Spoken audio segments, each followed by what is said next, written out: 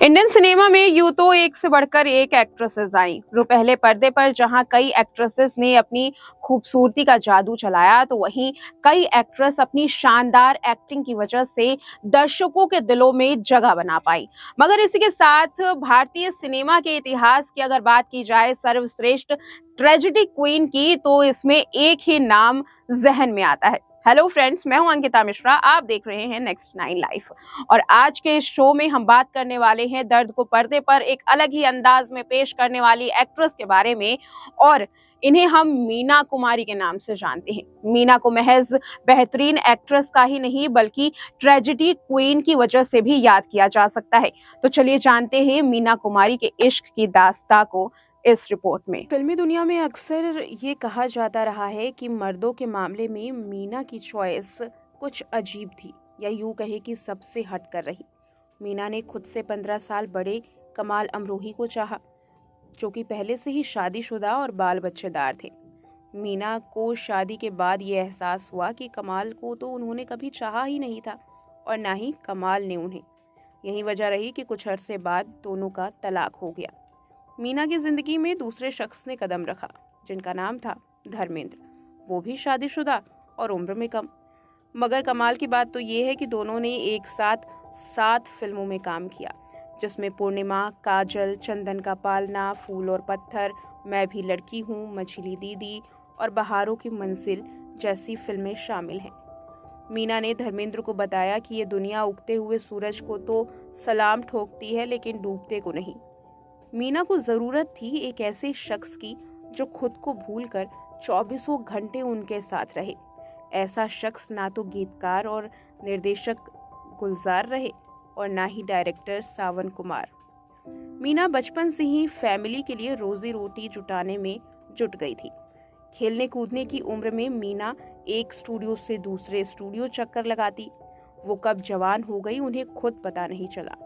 दूसरों के लिए जीती रही और दूसरे उनका इस्तेमाल करते रहे और वो इस्तेमाल होती भी रही। इसी तरह की जिंदगी जीते जीते मीना तनाव में घिर गई।